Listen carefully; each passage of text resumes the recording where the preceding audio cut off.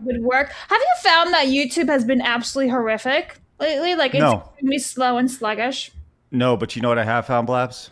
Uh, Is that we're just normal men. We're just normal men. What do you mean, normal men? We're just innocent men. It's time for Side Scrollers with me, Stutter and Craig. No, you don't get the 96-ounce Coke Zeros, Blabs. Yo, my androids, what's up? And straight from the hood, Phoenix. It's really enjoyable as an adult male to shit your pants. And now, broadcasting from our homes around the internet, it's time for Side Scrollers.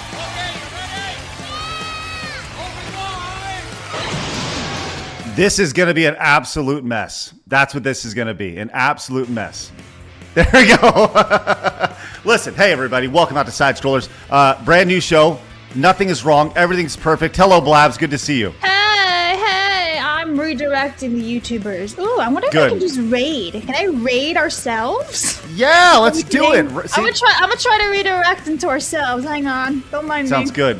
Sounds good. Well, Blabs is here, and by the way, she's in blue, everybody. Also in blue. Die. It's Arch. Hello, Arch. You're looking sharp today.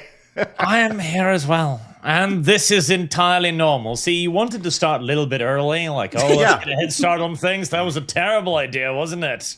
We're on it today. We are on it today, and here we are. We got the nonsense that is, all this craziness. I don't even know. Like, what do you do when it comes to this stuff? You know, you can only control what you can control, and sometimes things go out of your control when it comes to streaming on the internet, which is silly because, like, that should never happen. You know what I mean? Like, if you're live somewhere, you should be able to be live everywhere. But alas, that's where we're at today. So all right, I'm going to end the bad live stream on YouTube. Do you confirm?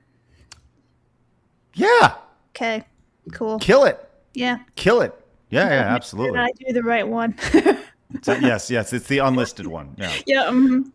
Well, Arch, how's everything in the other side of the world, buddy? Pretty good, everything considered. Yeah, we're having good days over here. It's nice and warm. Summer is wrapping up. It's not too warm anymore. It's just right. It's right. It's perfect. You know, the countdown has begun, Arch. Very excited because we're like 6 weeks away from seeing you in the insanely hot desert of Las Vegas. That is going to be a thing. There'll be an interesting survival experience, no doubt. I appreciate you doing a great job of selling that, by the way. That'll be a thing, yes. We're talking about Sin City. This is very, very exciting. We've got this event coming up. You see Arch right there. And this whole thing started with Arch making a trip to the United States. We were talking about that before the show, and now we're doing it in Las Vegas. And we added somebody to the show last night. It's me, it's Blabs, it's Phoenix, it's Arch, it's Jake, it's Tectone. And last night we added Marty O'Donnell to the show, and Marty's going to be joining us in a little bit to talk about his cancellation. It's so silly. So make sure you guys join us there. Very much looking forward to that. Also joining us today, with his glasses on, looking as sleek, as sharp as ever. Future's so bright, he's got to wear shades, ladies and gentlemen. Celebrating his birthday today. It's Phoenix. Hello, Phoenix. You know, I saw you guys all dressed in blue, so I decided to blue myself. Thank you. Acha-chi-cha. Goodbye, everybody. He's something. What the hell was that? It was a hilarious joke, and I bet you there's LOLs all across the chat right now. And not a please remove this asshole from the stream. No. I'm serious question though. Yeah. Are you wearing gray or blue? Huh? Are you wearing gray or blue? It's like a gray blue. It's allowed. You can stay. Thank you. Okay. All right. Well, look, I'll tell you what. You may be wearing gray. I'm wearing blue, and It's I'm just bluish. happy. I'm just happy to be here. It doesn't even matter. I'm just glad we got a big show. We have a packed run sheet, and on top of that, the show is so packed today. We're gonna go our 2+ hours here today, and then I'm gonna keep going because school has started. I said, hey, when school starts up, I'm gonna keep going. You can find me after the show over on Kick at kick.com/side scrollers. Pretty much immediately after the show, you guys can hop on over there and join me. It's gonna be a great time, and it's gonna be way more chill, relax, chill, positive content, if you will. And I'll be hitting some things that we wouldn't necessarily hit on today's show. Probably a little WNBA, probably a little quartering. It's gonna be a good one for sure. So join me immediately after the show. We'll call it like Craig on Kick is what we'll call it. Craig on Kick. We can just call it Craig, and then you can have like a little emote of someone kicking you as you're on the floor. A little boot. Yeah. Boop. All right. So look, we have yeah, we can do that. That sounds great. The run sheet today looks very, very busy. As I mentioned, Marty O'Donnell will be joining us momentarily to talk about the cancellation of the insanity. It was so stupid. Blabs really wants to get to plane talk. Oh boy, today. do I! Arch, we got some movie updates, and I definitely want to get your thoughts about James Bond. I've heard that. I don't think they've said much. They're just like, it's going to be very different, which is not a great sign in the current year. Yes. We also have some news on digital ownership. Use that with quotations. And I got a hot new game I can't wait to share with everybody. It's going to be sweeping across the nation here very, very soon. And we also have some updates on the Xbox CEO checking out some of the damage that she's done in the layoffs, which is really, really funny. I mean, it's not funny at all. It's horrible. But, you know, people lost their jobs and stuff. So anyways, it's going to be a big show today. Very, very glad you're with us. And we definitely have to cover the digital ownership because there's been an update as of 4 minutes ago about that story. Oh, really? Yep, in the run sheet. Sounds good. Thank you. We'll get to that. Well, you want to start it off real quick and do that real fast? Just we have like a minute. Okay, well then we'll hold off. We'll hold off till We have some super chats we could probably hit up real fast, Let's so we do don't it. start Let's fire anything. away. Sounds good. Okay, the Dro for something says, "Am I deaf now? What a horrible way to find out." Because all I heard was nothing. Fluffy Pro So says, weird. "What's up, muted gang? Hello." Jason says, "More like silent scrollers." Thank you very much. And Romer for Canadian dollars says, "Big mistake canceling Marty. It's Vic Mignogna 2.0. I know he said he already saw Jen and Steve earlier this year, but it'd be nice if he came to Fan Expo to trigger more wackaloons with Mel Gibson." Sexy Time Batman says, "Uncle Ert." Okay. First of all, that avatar is wild. Anyway, this one's for Phoenix to sing. I'm blue, dabba dee ba da da, dabba dee dabba die, dabba dee ba da die, dabba dee dabba die. Look, he added an extra word. Way to go. Anyway, way to not join us, Craig. All of us were dancing and you were just like, yeah, fuck my life. Anyway, Dark Matter Heart for one says you need to put up the silent YouTube stream in black and white and put silent film music to it. Yeah, that'd be funny. Bitter for Vibes is Marty should sue for discrimination. Thank you. Well, we'll be talking to Marty here in just a second. Like I said, we appreciate all your support today as we make our way through the show. We will not have a sponsor because Rumble Studio gorked, so there's that. But I'll tell you, this helps a lot. Marksman with $50 freaking dollars. Holy crap! Says Craig. You just relax. No. Oh, just look me in the eye, everybody, as I dance on my pole. Oh, my. Sorry. Marksman says, Craig, why'd you do that right when Marty gets in, Blaz? Why did you play that I asset? thought it'd be funny. I see Marty shaking his head. I'm sorry, Marty. I'm shaking my head, too. It's ridiculous. Blaz, you read that. Marksman for 50 says, Craig, you need to find a way to go with the boys to Battlefield Vegas. Play miniguns and fire tanks. Imagine Jake and Arch riding on a tank. Check the website under outdoor activities. Thank you very much, Marksman, for the 50. So, Marksman, I'm glad you mentioned that. I actually know some folks out there that have a very big range outside of Vegas in a little town called Pahrump. And I got to be honest, don't know how I feel about Jake with a firearm. Just going to be very honest. So, we'll see. But I'll tell you what, somebody who I'd be curious if Marty O'Donnell would be interested in coming out and joining us and shooting some firearms. Joining us now on the show, it's Marty O'Donnell. Can I look again or? Yeah. You're good. Oh, okay. You're good. I know. Right. Listen, I'd like to apologize for that, Marty. That was sorry, Marty, but not sorry. For some reason, Blabs.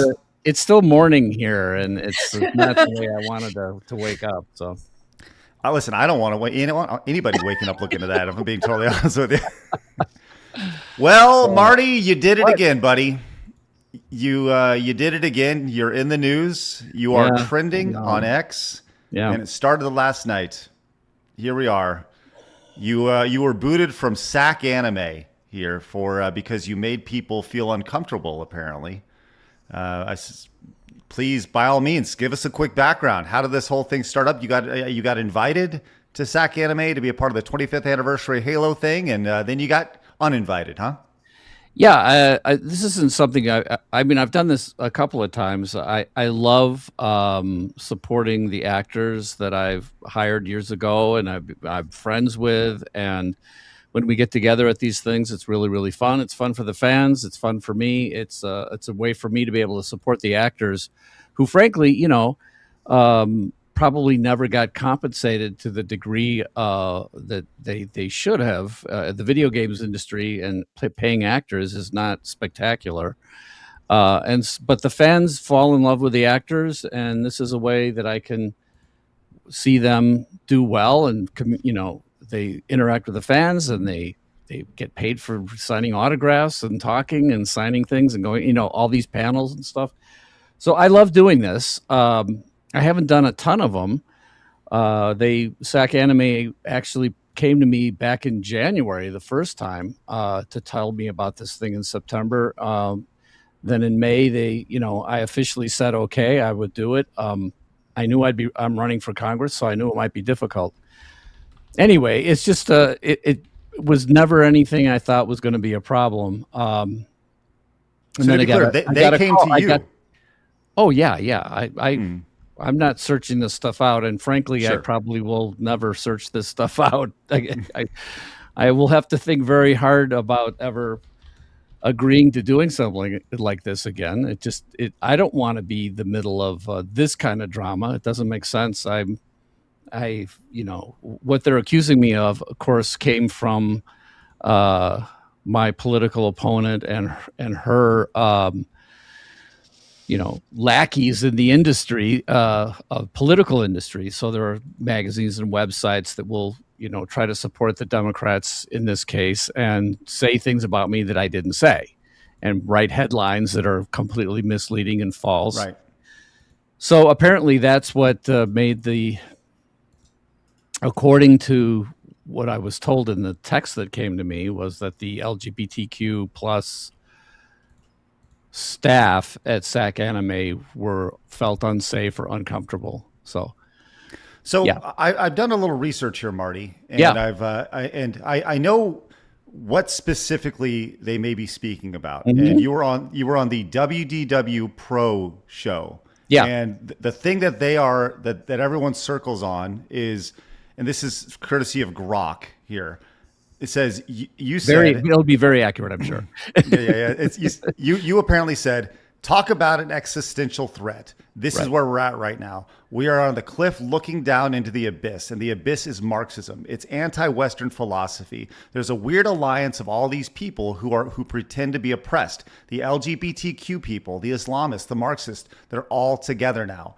Now, you have apparently repeatedly said that you were not, this was picked up by a former Kamala Harris link account misrepresenting the clip as you calling for persecuting LGBTQ people and treating them as, quote, an existential threat, which you have publicly said that's not who you meant. You meant the ideology, the Marxism. And that, just to be totally clear, correct? Yeah, I mean, you obviously...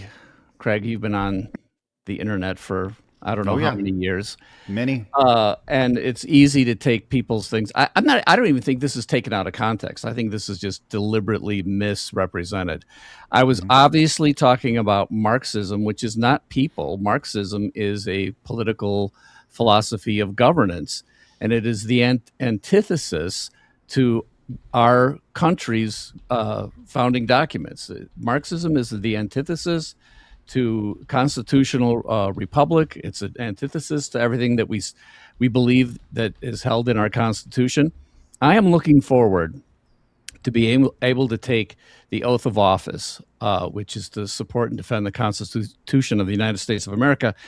And every single person from the president down to the local dog catcher has to take that oath. And that means you support and defend the Constitution. And you take that oath without mental reservation, which means you're taking it without, you're not lying when you take it. And I'm saying you cannot be a Marxist and take that oath. It's just impossible. So I'm seeing that there are groups out there that are aligning themselves with Marxism. I could have said the Irish because of the Irish Republican Army. You know, I could have said white Christian nationalists who are going against the Constitution. But I was talking about Marxism and Marxism's influence, and now we're even seeing groups align themselves with Marxism. That it doesn't make sense that they align themselves that way, and that's what I'm saying. But the threat, the existential threat, is Marxism. I never said anything negative about any specific group of people or people who are my friends and people who I've worked with for years and people I have no problem with. It's just silliness.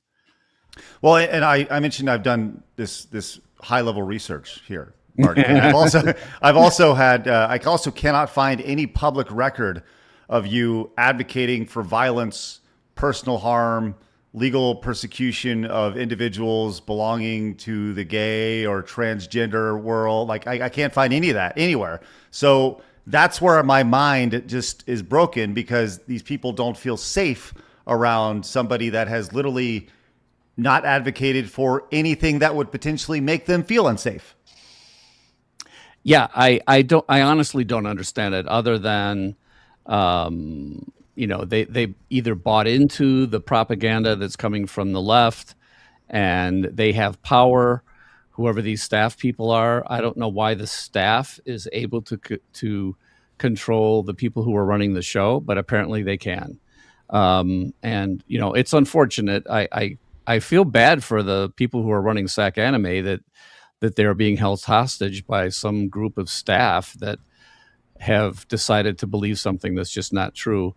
I also feel really bad for my actor friends. And I know there are other people that show up at these shows, people like, you know, Nolan North and other people I've worked with, or I've auditioned over the years or whatever. When I go to one of these shows, it's always really fun.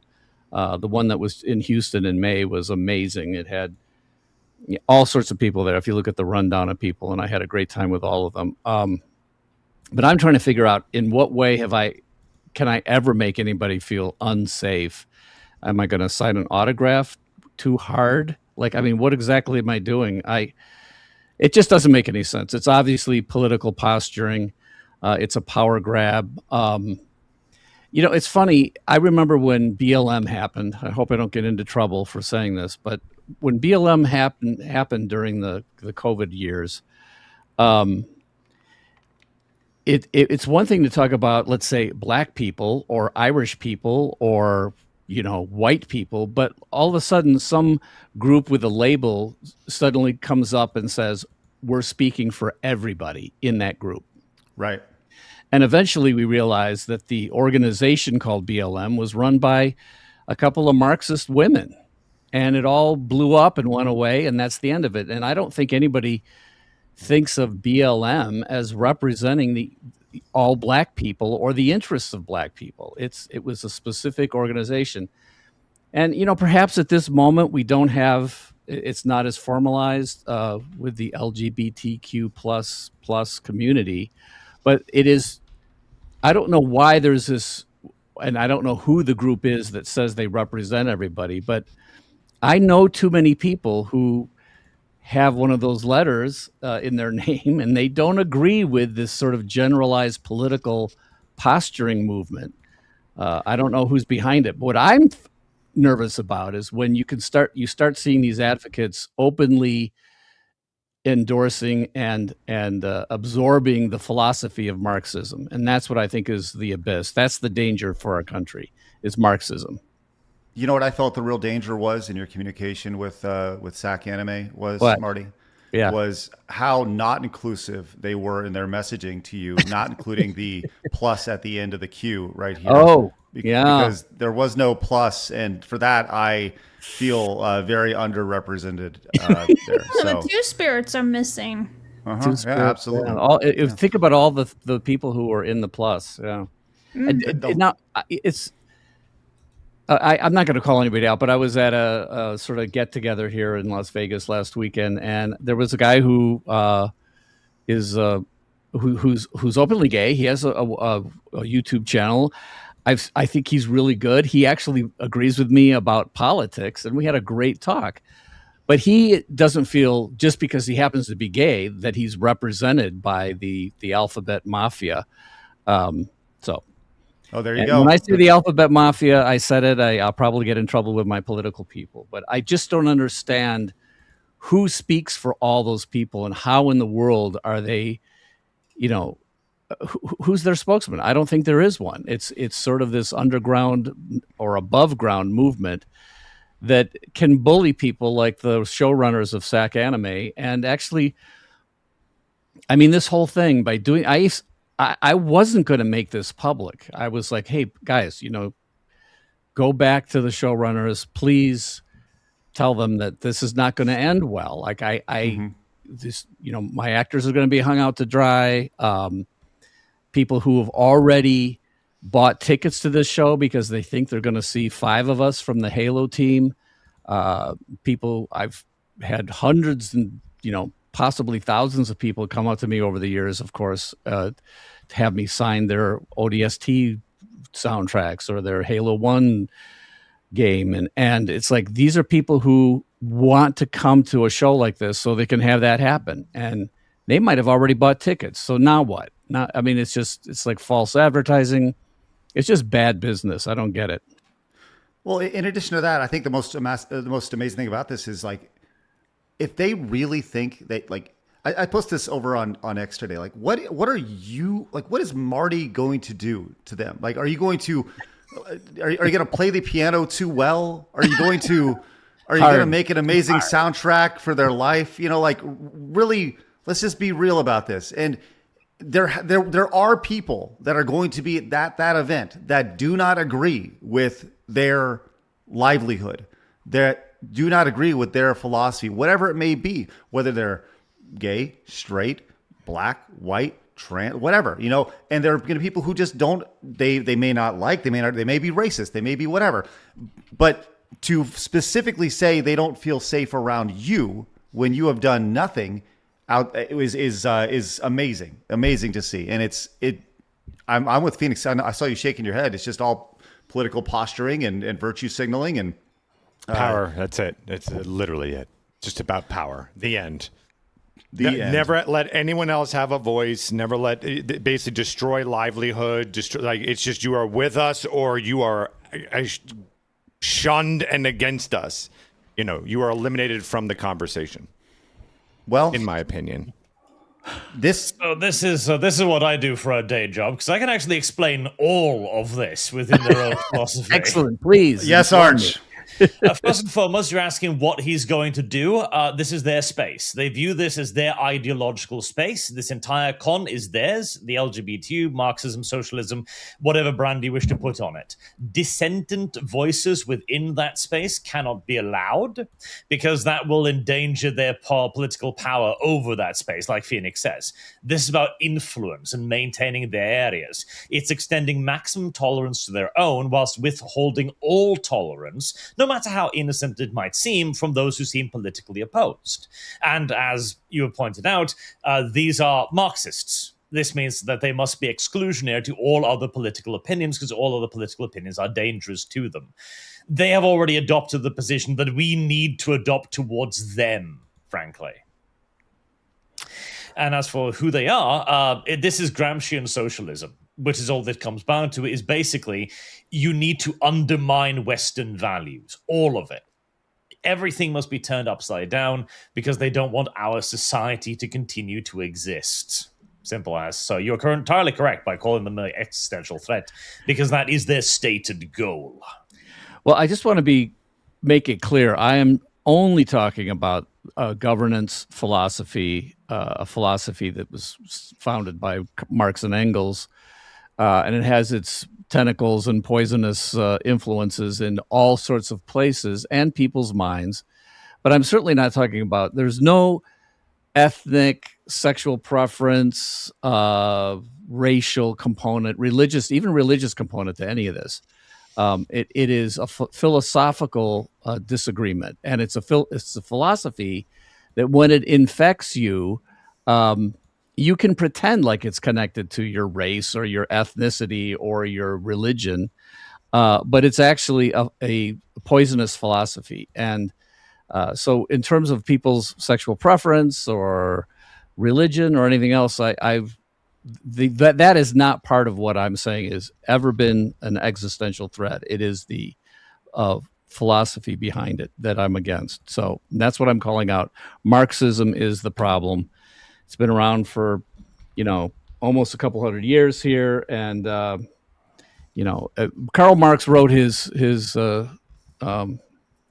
manifesto well into the American experiment. With our Constitution was well known by him, and it was a direct attack on Western governance and philosophy, which comes from Judeo-Christian and Greek traditions, period. And that's what the West is founded on. Karl Marx is against it. And if people want to have a debate with me about that stuff, fine. I will debate. And like I said in a post, I will debate you, and we might end up disagreeing. And then I'll still sign your ODST copy, because I'm not, this is why we have words. This is why we talk. But Marty, your words are so dangerous. They're so dangerous, and you can hurt somebody with them. So just please be careful out there. That's all with your nasty. There used to be a saying, "Words will never hurt me," and so this is what's also scary about this movement. Is suddenly like, silence is violence. I mean, stop redefining words. Silence is not violence. There might be things happening where I wish people weren't silent about it, but that's not the definition of violence. And so suddenly my presence with the actors that I hired to celebrate Halo's 25th anniversary at an anime convention, suddenly that is a threat of violence. It's like, that's insanity. Well, therein lies the trick. See, to you have what I view to be the correct position. You think, okay, well, sexuality, religion, etc., these are not political questions. Yes, they're separate. You can have all of these and have any opinions. They disagree. This is an ideology called intersectionality. It's founded by Kimberly Crenshaw, where they simply believe that all of this is intrinsic. There's nothing personal. Everything is political. And so to them, gay is a political position, which is something we need to stamp down on, because it isn't. You can be gay and have a plurality of opinions. Yeah, I just like I said, you can be Irish. It's like I happen to be Irish.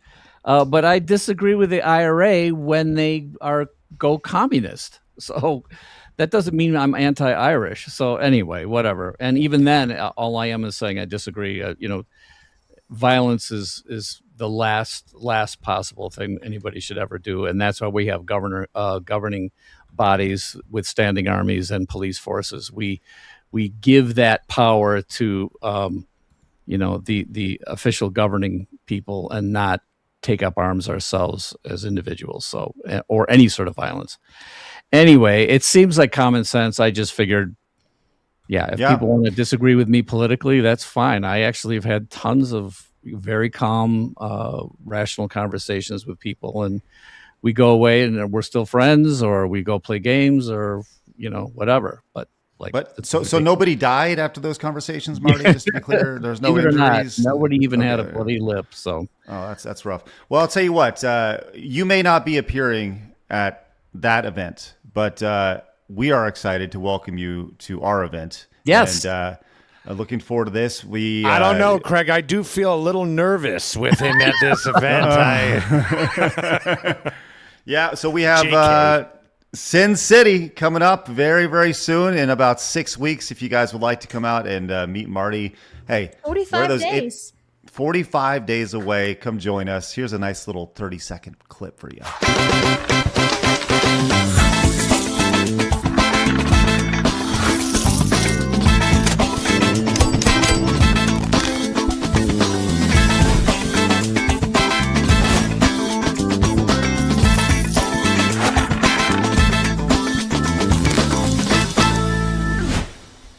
Now we got to add you, Marty. We got to add you to that because guess what? You're going to be hanging out with the guy immediately to your left as well there. So you and Arch will have an opportunity to have all these wonderful these wonderful conversations together in Las Vegas. So that'll be great. Excellent. All right, awesome. Well, Marty, listen, I think we all agree this is silly. Silly. We all agree that we got your back, and we all agree that we look forward to seeing you here in about 6 weeks. Yeah, that'll be fun. And I don't have to go far, which makes it really nice for me. Thanks for that. Perfect. Hey, make sure. So here's the thing. Here's what I love, and this is what I discovered by being with, some of the folks who were here last week. The right tends to not have community organizers, right? We don't do the kinds of things that, frankly, the Marxists are good at. And this is why I think the DSA exists right now. And, of course, Democrat Socialists of America is abhorrent to me. And they've exposed themselves. They've said the silent part out loud. They oppose everything that's part of what we know makes, for a good country and a good constitution. And it's also really silly. Socialism, Marxism, communism, it's all in the same bag. And to put the word Democrat in front of it is one of the most silly things you could do. That's an adjective that doesn't work when you put it in front of something. It doesn't change what socialism is. You might as well say, Democrat murderers of America. Murder, it doesn't change the word murder, right? Just because it's a Democrat murderer. It doesn't, it's like, Republican murderer, who cares? The bad part is the murderer. The bad part in DSA is socialism, and we should be against it. And it seems like the normal people, Craig, what you guys stand for, the normies, they're waking up. They're not necessarily organized. However, in the same way, I believe that the game industry was one of the first power grabs by the sort of Marxist fringe people. And now, they influenced games, and then they influenced TV and films. That influence seems to be backing off a little bit, and the cancel culture is starting to retreat. They're holding on to the game industry pretty hard. And what you guys represent, and there's a huge community online of podcasters and influencers and streamers who are saying, hey, we've had enough. And so not only support the people like you who are, in a certain sense, organizing people, and the super chats and that you can make a living doing this is spectacular. But yeah, I want to see all these people. I want to see our community of normals, especially normal game people and normal movie likers and comic book readers who are fed up with the left co-opting the whole industry. I want to see them not necessarily be organized, but they can be organized. You've already organized them, and they will vote with their dollars. They'll vote with their views. They'll vote with their likes and their clicks.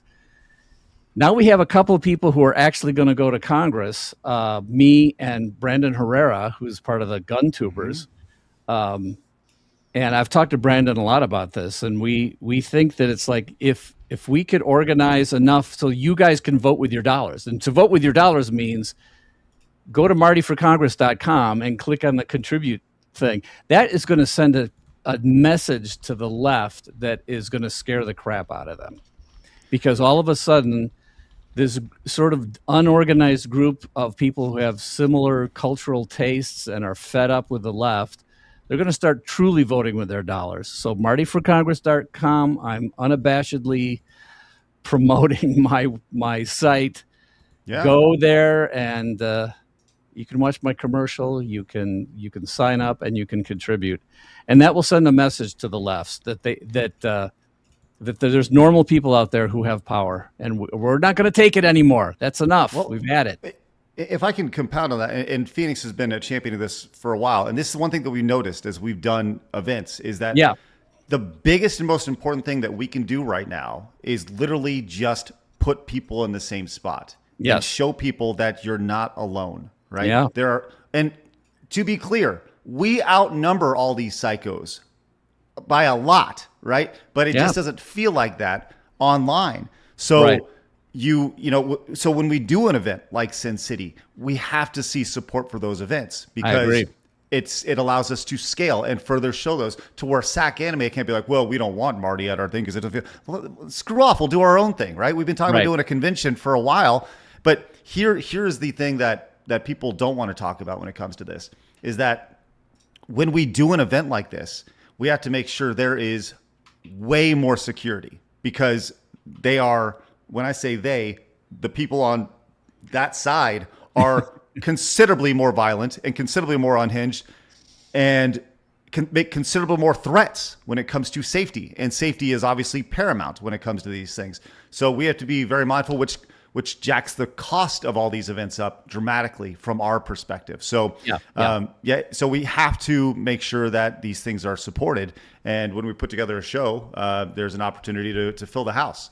Well, and, I want everybody to stay tuned because one of the things, and Craig, you and I have talked about this. I think I've talked about it on your show, but it's going to happen. We don't know.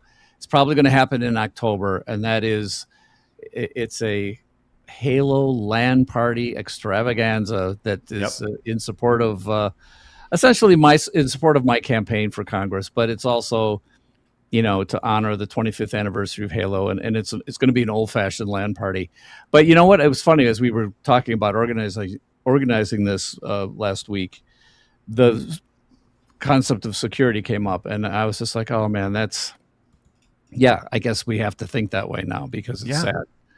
But if you look at the vitriol of a Hassan Piker compared to the polite civil discourse of Charlie Kirk, and then you look at what happened to Charlie, and it's just amazing to me that you can be a Nazi, you can have a Nazi tattoo on your chest and still, be fine, until you just continue to go down that road.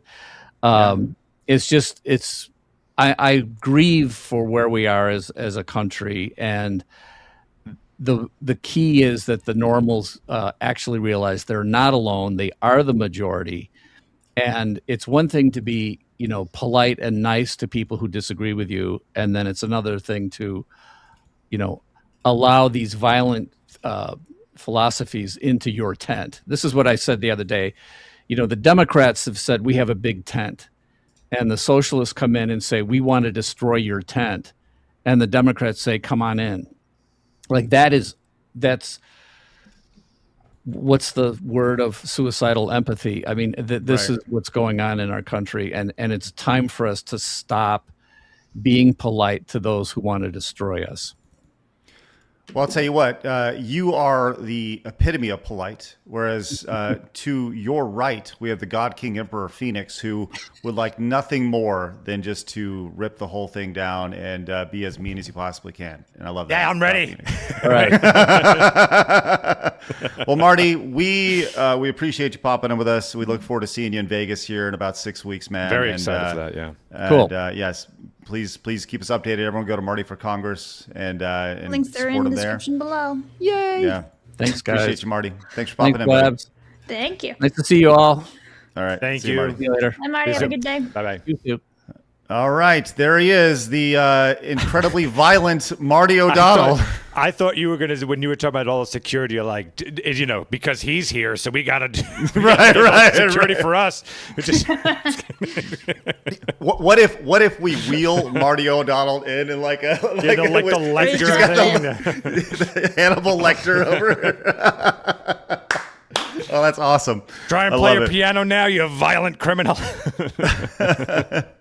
Arch, you made some really good points there, man. You made some really good points when it comes to the reaction to these folks. And it's funny, this is not the first time we've seen this. We're talking about Dean Cain. This is Superman. And Superman. Dean Cain was also blacklisted here. This was he retweeted this last night. He said, "This is how they try to blacklist. They will hold the values that I have essentially against GalaxyCon's values."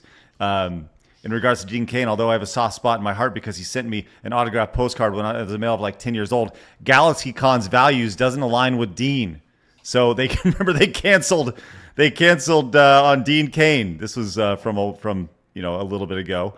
So like, I don't know. Like that once again just goes back to we have to create alternatives, and it sucks because guess who has to pay for those alternatives? us, but we have to start. And that's, we have to make our own, anime side scrollers event and, Sin City and all these different things and a VTuber event, all these things that we want to do. It takes money, it takes manpower, it takes time, but it has to be done. And, when you look at something like this, I tweeted this out, man, like this stuff radicalizes me. When you see people that are so Charmin soft that do not want to be around people that don't think about that don't think like them, and then they want to exclude. Like, this is why gatekeeping should exist. This is why you should gatekeep. This is why we're in a situation in the video game industry that we're in right now, where these people are begging for their jobs after being booted, after trying to throw in their ideology forever, and you see all these video games fail. Gatekeeping is real. And when we get these things spun up, we are going to need to be the gatekeepers. And you know who's going to hate it? Them. We have to create a parallel economy. We have to. Anybody? I agree. I've been saying that for decades. I totally agree with you. Yeah. It's just money. It's like, that's the thing. It's just money, but we have to have it, and I think that's one of those things where people go, well, you guys got to do it. And I'm like, I know, but here's the thing. A convention is going to cost $250,000 to do. Right. There's all sorts of things.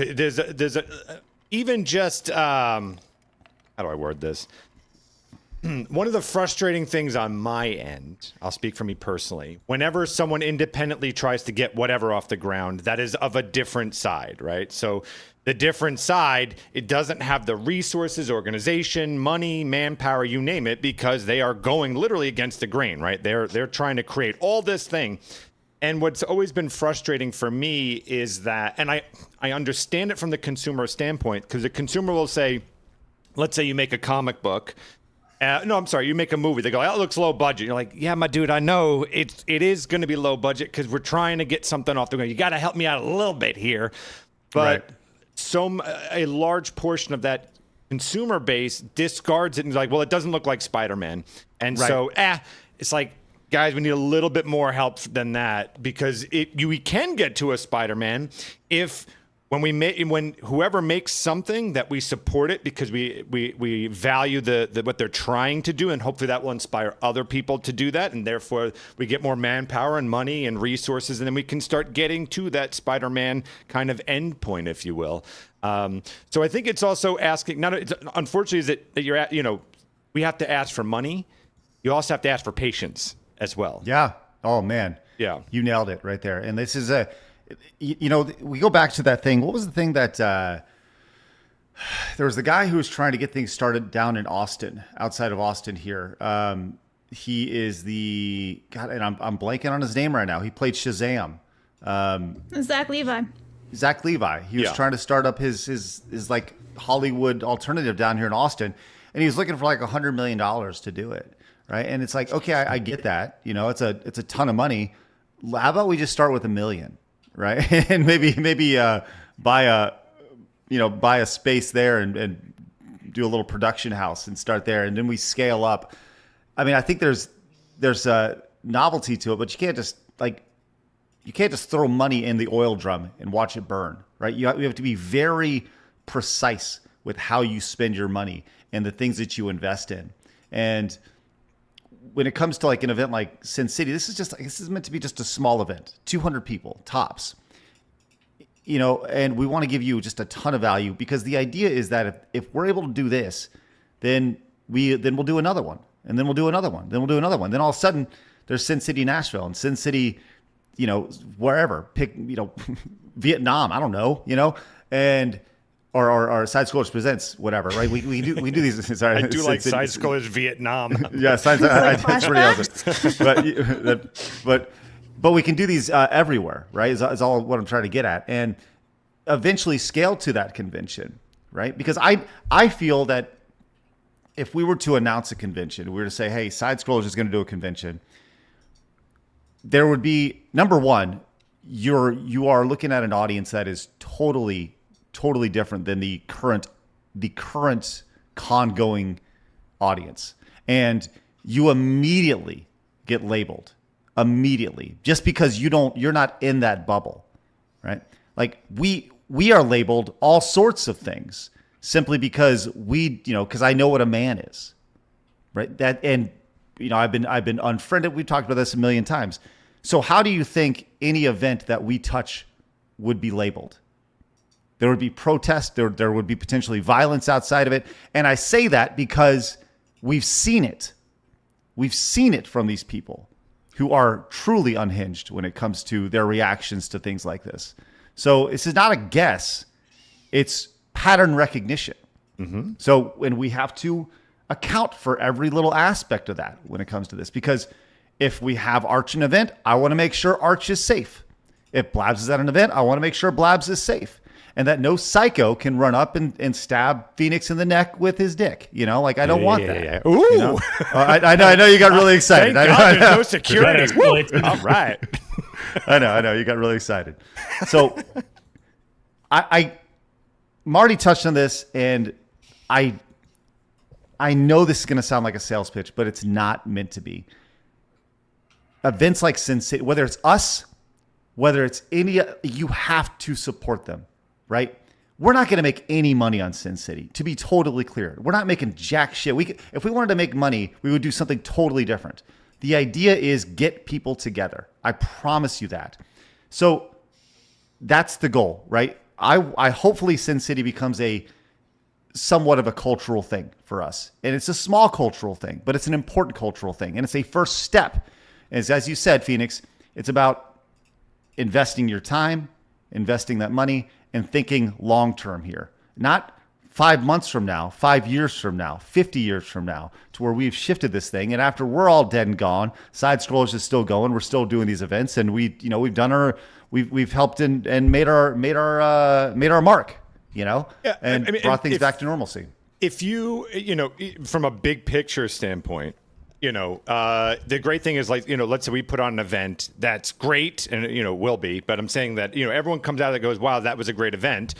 Well, then another channel on our side, or thinks alike like us, normal kind of perspective, they go, hey, you know what? We should put on a convention, and then they put on a convention, and then someone else does that, and then you have someone like like the Rippaverse, that they have got a great comic book series and stuff like that, and so suddenly they're appearing at an event, and soon this little snowflake becomes a big snowball as it comes down the mountain. And so by supporting one entity, you're also hopefully inspiring other entities, and then we all just lift each other up. Like that's the whole thing, is you got to start somewhere.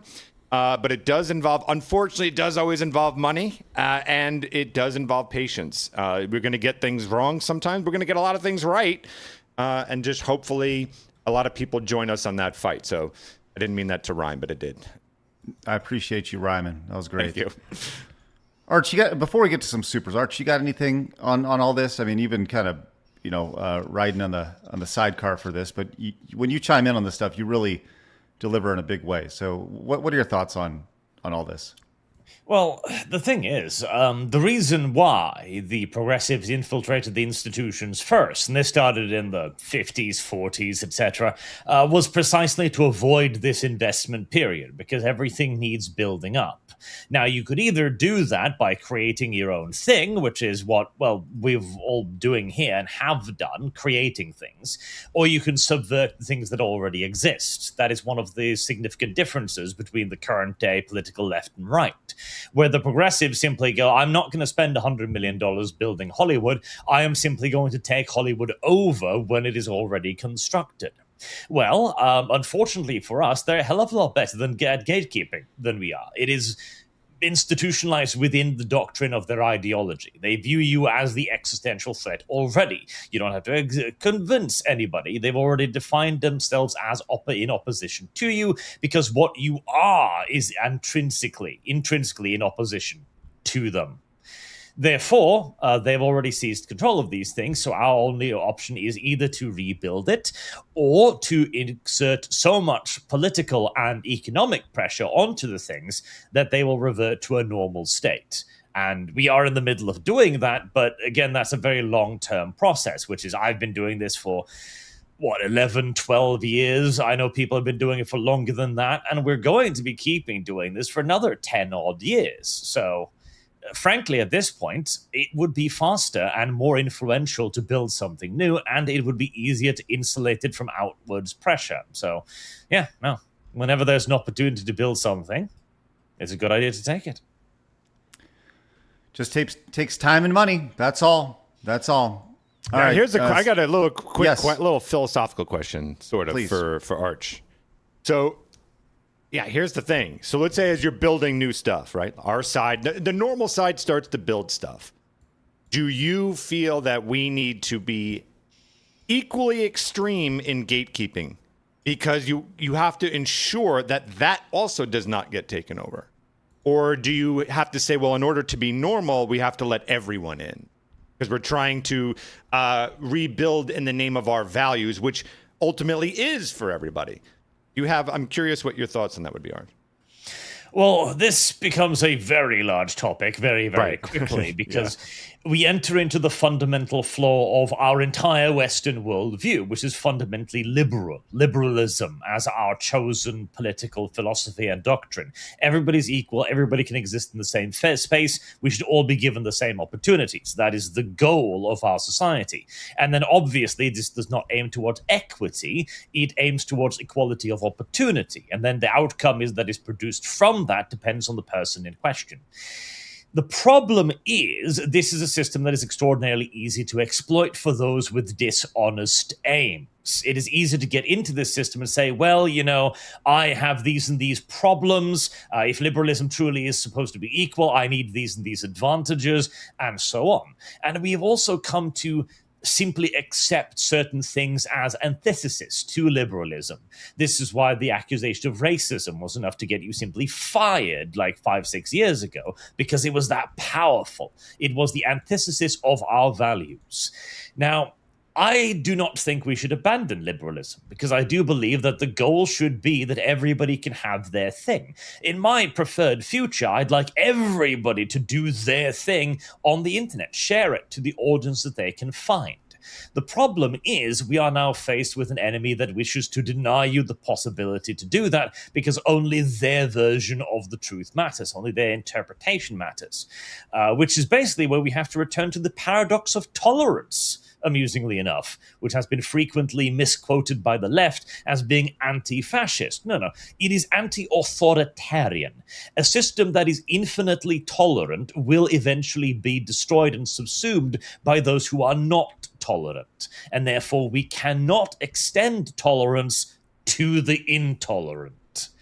That's the difficult part. So, do we need to gatekeep as strictly as they have? To a degree, but it must be based more on the integral idea of what we're trying to gatekeep. It's to maintain the thing. So it's one of those questions that just doesn't have an easy answer, but basically boils down to you have to be able to maintain the integrity of your space. And so if somebody comes in and suggests something completely opposite to that space, like, hey, why isn't Thor black? You go, because he isn't. Simple as. Right. All right. Man, there's a lot there. And really, I think it just comes back to we've had enough, man. Had enough. We've all had enough. And, it starts 6 weeks from now for us. If you guys can make it out, awesome. If you can't, cool. Appreciate you guys regardless. But whether it's us or somebody else who's trying to build an alternative, we got to support, and we'll support them. Like I've said this before. Here is the biggest issue with our space in general, is that we have a bunch of people who, and this, you can take this however you want. You have a bunch of people who are out to get theirs, and they don't want to work with other people. I have approached other folks about working together, about growing together. They don't have any interest because they want to get their bag and get out, right? That's not what this is about for us. You see this all the time. And I think that there's strength in numbers when it comes to this type of stuff. There are 100% grifters in this space. We all know it, right? And then there's doers. I want to find doers in our space. I want to partner with doers in our space. We have to partner with doers in our space. Our little team right here of doers it's not enough. We can make a tiny little dent, but we have to work with more people. We have to work with people who are willing to take risks and do. It's just the reality of it. It's a strength in numbers game. We have to find more numbers to help us reach our goal. That's it. Yeah, that's been my problem forever. People obsessed with money as the only thing, right? So they want to gatekeep their money and all this other stuff. If you think money is going to beat ideology, you are, oh boy, wait till you see the results. It's not going to happen. So as Craig said, it is a strength in numbers thing. We do need to all work together as best we possibly can to create something new. And the beauty is that from the money lovers, it's going to roll in, because once you can create a space that's large enough for all the people out there that want that space, you'll get your money if that's the one thing that matters to you most. But it will not beat, money will never beat ideology, in my opinion. So I'm with you, Craig, as far as strength in numbers. Yeah. All right, Blabs, coming to you. Okie dokies. You guys have a lot to say, and we got some good. We got a really good story coming up here in a second. We're gonna do plain talk. Yeah, commenter fan for two says, Mahong, Machos, Craig, you should call the new show Kicking It with Craig. I like that. Oh, I do like that. Kicking It with Craig. I like that. And that does, I mean, that title does inspire you introing as, oh, hello there. You've got to do that, Craig. Or like he could be on the floor and somebody kicking him. Both. Oh, I didn't see you come in. Let me load my gun. Time. Yeah, exactly. Be like, oh, I didn't see you there. Kick, kick, kick on the floor. Kicking it with Craig. Mac for two says, remember, Good Springs is outside there too. There's an annual Fallout Vegas meetup there. Love seeing Marty on the show. Max says, is there a movement to get Joseph and the gang back together to realize that 10 years worth of writing for the original Destiny pre-Activision nonsense, or at least get it written down for someone? I think this was a Marty question. I'm sorry. Marty, I think it's crazy they booted you because those people say they are scared. Statistically speaking, you should be the one scared of them. I thought these shows would stop siding with this by now. Giles says, hey, Marty, great seeing you on GG last night. As far as the left, remember, if they were honest, they'd never win another election. We should start, thank for the 20, by the way, we should start telling the cons that their staff make us feel unsafe. Political violence often waves the same flag as majority of their staff does. Hey, Hayden, you're right, man. You are 100% right. But here's the thing, is that you tell the admins that, and they're probably going to they're going to go with their staff because they can't put the event on without their staff. Right, they'll do without your $50 thing, without them. Whatever, you know what I'm saying. You know what I'm saying? You're a dangerous kind of woman. Sorry. Anyway, Mac for 5 says, Marxist people, though, there will always be a section of the population that will always want to destroy society by any means necessary. That's their omni cause. Phoenix looks a lot like Frank Collision. Google him. Frank Collison? No, he doesn't. That's weird, man. Anyway, I'm going to pull up a screenshot. I don't think so in the slightest bit. I kind of see it. No way. I do kind of see it. Why? Because you have like the narrow face? Yeah, I've always had like a pineapple head, and I could sort of see, like I look you like don't have my crazy eyes. I could get them. It does. I could see it. I could see it. I'm saying no to that. Mac for 10 says, really, Marty needs to do a stream with Razorfist. I'm sure it'll be interesting talk from the two guys in the desert. You're like, I didn't say dessert. Sometimes I do that. Main Ace Chase for 5 says, our existence makes them feel unsafe, therefore they don't want us to exist. I'm absolutely tired of weirdos getting away with this. I hope they all starve and rot. That's the spirit. Dash Attack says, Marty, I'm buying Christian, and the original Halo games are my childhood. They did this to hurt your campaign and legacy. Politics comes before the fans and makes me so mad. Israel for 25 says, hail sites girls. Marty, thank you for having these convos with us in the gaming space, being yourself a gamer composer, kiss-ass guy overall. Our culture and government need more common sense and intelligence. By the way, you killed it yesterday. And then Israel gifted 5 memberships over on YouTube. Thank you very much for that. Let's go. Thank you very much. Look at that red right there. That's nice. Mercenary for 5 says, I wish I could join you guys to see Marty so I can get him to sign my PC copy of Halo, or at the very least the Master Chief Collection, but whatever, I've got bills to worry about. Sorry. Chris says, or Crisis, maybe. No, it's Chris. So you hand off the ability to commit violence to a governing body. What if they govern you to be commies? Wasp pretends, I should say, to put it in gamer terms, Marxism is like the flood. You'll be assimilated and brought into the hive mind. Anything that can't be assimilated with is to be destroyed. Mercenary for 5 says, unless I've sent my stuff to a P.O. box and then it gets signed that way, but that is up to Marty. Anyways, I'm praying you win your race. Marlon says, no, they'll call it democratic socialism because you democratically vote in socialism. Then you have to shoot your way out of it like you do in every country that does it. Hey, Mario, I'm in California. Is it okay for me to donate to you? Mario. Jared, for one, says, when you guys all get together in Vegas, will there potentially be a Halo LAN party, or if Marty wins? So, Jared, just to be clear, Marty did mention that, and if and when he gets that LAN party off the ground, we were potentially talking about doing it before Sin City, but it looks like it's going to be held off till October. I don't know if we're going to be a part of that or not, but we'll certainly, I would love to be there because who doesn't love a good LAN party? So let's get some 10s, Blabs, and then we'll move on to our next story. All right. I agree with everything Craig said. Thanks, Robert. And you just wanted to hear that one, didn't you? And boy, did I. William for 10 says, 60-year-old veteran army, it's gaming, music, D&D, day one Xbox, Halo soundtracks, etc. Halo Devolved made me cry. Screw these pseudoscience psychos making my own games too gender only, period. I promise. Thank you for that. And James for 10 says, Funcom gave me the green light to make audio dramas, audio logs set in the defunct, the Secret World MMO universe. It's apolitical and launching in October. YouTube won't let us share the website in a super chat. Well, I hope it comes out all right. Thank you very much for that. Thanks, James. Plug, everybody. Check it out. All right. I think we're caught up for now on the big world. Okay. Yeah, we'll get to the rest of your super chats, direct donations, Rumble rants here in just a little bit. James also came in at 5, says won't be able to attend in Vegas. However, I'm thrilled that Marty is added. You haven't mentioned this, but will there be a poster of some sorts that attendees can buy that you guys will sign? Will you have merch? Or can they bring stuff for you guys to sign? James, everybody who attends will get a poster. It's included in your admission.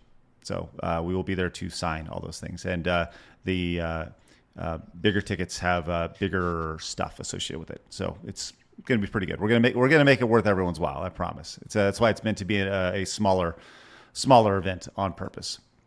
All right. Blabs has been anxious to talk about a lot of this. It's been a little bit. So everybody, I love it if you could buckle your safety belts. Arch, can you reach over and grab your safety belt, buddy?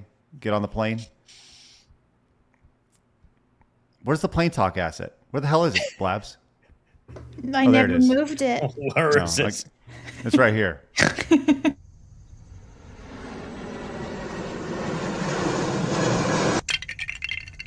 Plain talk. All right, Blabs. He did the Lego one too. Thank you. You're welcome. So what do we have here, Blabs? We're going to People Magazine for this. Right. So here's what happened. There was a little child, probably about 2 years old or something, and he refused to sit down on takeoff and wear his seatbelt. To the point where the parents couldn't get this little thing to sit down and put his seatbelt on. So do you know what happened? No. The little guy and his parents, or one parent, or whoever the guardian was not removed from the entire flight. The whole flight was canceled. Because this little shit didn't want to sit down and wear his seatbelt, fucking up everyone else's day. Hold on. Kid sucks. Parent sucks more. Parent sucks more. Absolutely. Yeah. You telling me you can't just be sit the fuck down, pull this kid down, strap his seatbelt in, and be like, sit? You're telling me that can't happen? What are we, retarded? Well, I'll say this. 2-year-olds are tough. Oh, absolutely. My nephew's a terrorist. Yes. It says the aircraft could. I'm sorry. What's that, Blast? My nephew's a terrorist. Okay, I just didn't want to floss over that. Maybe that's why he's not allowed to fly on a plane. But all right. Allah Akbar. No, he's not really speaking yet, but yeah, he says no a lot. Okay. Well, he will not be making his way to Sin City, all right? On Thursday, August 6th, Porter Airlines had left the terminal. They had left the terminal in Canada, was heading to the runway when crew members saw a toddler standing on their seat. After the aircraft left the terminal and proceeded on the runway for departure, a young child was standing on their seat and would not secure their seatbelt. Attempts by the accompanying parent and crew to address this were unsuccessful. The aircraft could not take off in this unsafe condition, so the crew elected to return to the terminal to have the passengers disembark. Arch, what would you do if you were on a plane? Beat the child. I would beat the child. I don't care if it's not my child. I would beat the child. Like, motherfucker. Like, no. I paid for airplane. Yeah, I thought you said eat. I was like, you're going to eat the child? I would consider This is getting it. grimmer and grimmer. I was going to say, they've eaten the baby like Nanny McPhee. If the child expires due to my corrective measures, I won't let it go to waste, obviously, but... Attaboy. No, it deserves a slap for not behaving. Absolutely. I would expect the flight attendant to beat the child. Somebody needs to beat the child. That's all I really care about at that point. Mm-hmm. Like, if it's 2 years old, force him for fuck's sake. Exactly, you just yank his little legs down, boop, and he sits on his butt. You know what you say? You say you sit your ass down right now. Mm-hmm. You sit your ass down, otherwise you're not going to get your Play-Doh or your iPad. Scare the shit out of him. That's what we have to say to Craig when he doesn't sit down on the plane. Like, you're not getting your fucking Play-Doh if you don't sit down. Yeah. This is a parent issue only for me. I don't ever blame the child. This is only the parent. What does he know? Or she? I think we all agree. We all that agree behavior came from the parent. Unless the kid had some developmental issues or something like that, maybe. I am trying here. Maybe that the parent themselves were disabled. I don't know. I can't figure this out. This seems a little ridiculous to me. It sounds absolutely horrific. I would be furious if I was on that plane and some kid just ruined it all. You know what also would make you furious? Flying on a plane with prune juice. Yeah. As August 1st, there was a flight from Wuhan, China. Wuhan, China, to another place in China where they offered up a nice little liquid. Arch, maybe on your flight over to the United States, they offer up a little bit of prune juice. Yep. Prune juice on it. Now, Arch, do you know enough about prune juice? What prune juice does? No, but I can read the text about it being a highly effective natural laxative. Yep. That's right. Oh boy. So you give 100 people on a flight. It's a little bit of prune juice, and you only have two potties. Tell you what, that's not a good ending right there. Only in China does this happen, and the reason it happened was because the flight attendants got confused over the packaging. They said that the prune juice looked very similar to another juice. And so they were handing out what they thought was like normal juice or whatever. And instead, everyone got prune juice. And so everyone had to line up, including apparently when the plane was descending, when you're not supposed to be up, right? You're supposed to be seated. They were all still waiting to use the bathroom because they were basically shitting themselves or going to shit themselves. That's bad. But Phoenix, you can relate. What was that like, Phoenix? I sure can relate to that, yeah. There's some prune juice coming out of my asshole. It was bad, Craig. Yeah, no, to just even imagine that there is like 100 of me, that is not a good flight. That is only 2 bathrooms. Yeah. They must have ran out of toilet paper. Only in China, might I just say. So it was a South China Airlines, whatever the fuck it is. People just shitting in the vomit bags. It would not be would not be good. Oh, I just love the idea of like all these people running around trying to get their barf bags out. Ting Wong. Yeah. That's right.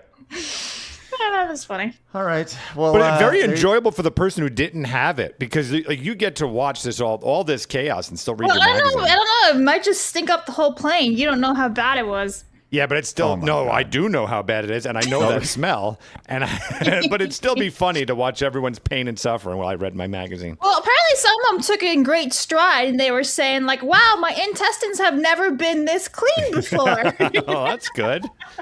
So, All right, silver lining. optimistic positivity Chinese. Big problem with that statement. That should never be said on an airplane. Just want to throw that out there. You probably should never say my intestines have never been this clean while flying on an airplane. Just throwing that out Can't there. say the same for the seats, but yeah. Yeah. All right, there you go. That's Plain Talk.